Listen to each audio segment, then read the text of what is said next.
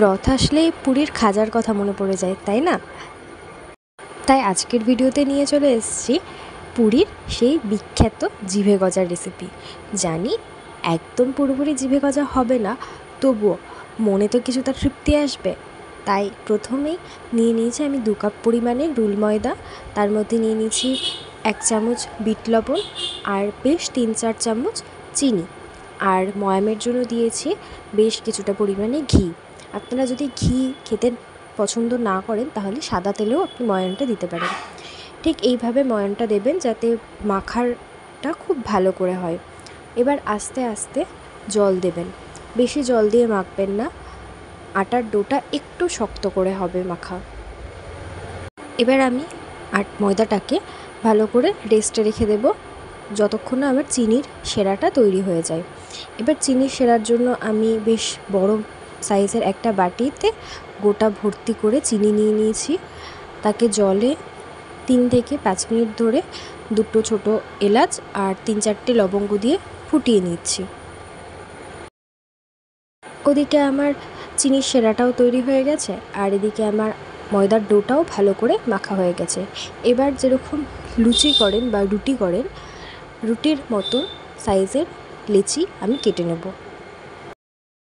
আমার এখানে টোটাল 8টা লেচি হয়েছে। এবার প্রত্যেকটা লেচি আমি আলগা হাতে বেশ বড় করে বেলে নেব। এখানে রুটির মতন গোল করার কোনো প্রয়োজন নেই, যেমন খুশি শেপে রুটিগুলো বেলে নিতে হবে। রুটিগুলো আমার সব বেলা কমপ্লিট।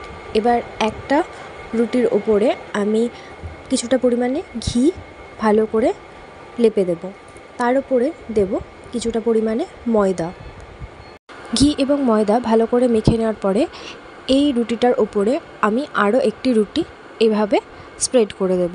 তার উপরে আবার কিছুটা পরিমাণে ঘি এবং ময়দা একইভাবে স্প্রেড করে দিয়ে পরপর আমি এভাবে 4টে রুটির লেয়ার তৈরি করেছি। ঘি আর ময়দা এভাবে প্রত্যেকটা রুটির মাঝখানে স্প্রেড করে দিয়ে দেখবেন যখন কাটবেন খাজাগুলো ততটা কি সুন্দর লেয়ারে কাটা হয়। একইভাবে আমার 4টে রুটির লেয়ার করা হয়ে গেছে। এবার আবারও একবার আলগা হাতে রুটিগুলো আমি বেলে নেব পাতলা করে। তারপর 4টে রুটি এভাবে একসাথে রোল করে নেব।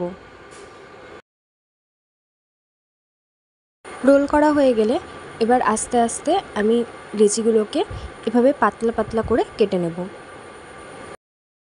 কাটার সময় দেখতে পাচ্ছেন কি সুন্দর লেয়ার তৈরি হয়েছে। এবার আমার সবকটা পিস কাটা হয়ে গেছে। এবার আলগা হাতে আমি এই পিসগুলোকে একটু করে বেলে পাতলা করে নেব। দেখুন ঘি আর ময়দা দেওয়ার ফলে কি সুন্দর লেয়ারগুলো প্রমিনেন্ট হয়েছে। একইভাবে প্রত্যেকটা স্লাইস আমি আলগা হাতে বেলে নেব।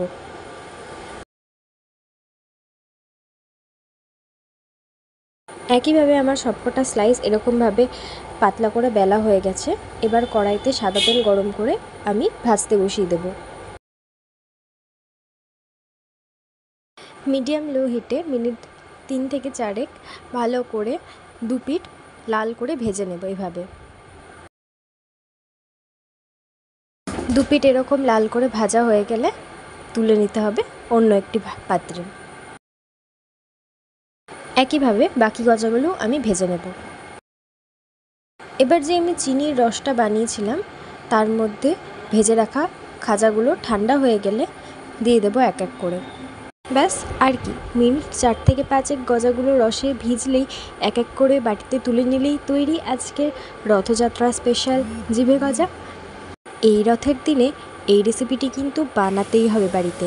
আর কেমন লাগলো সেটাও কিন্তু জানাতে ভুলবেন না কমেন্টে।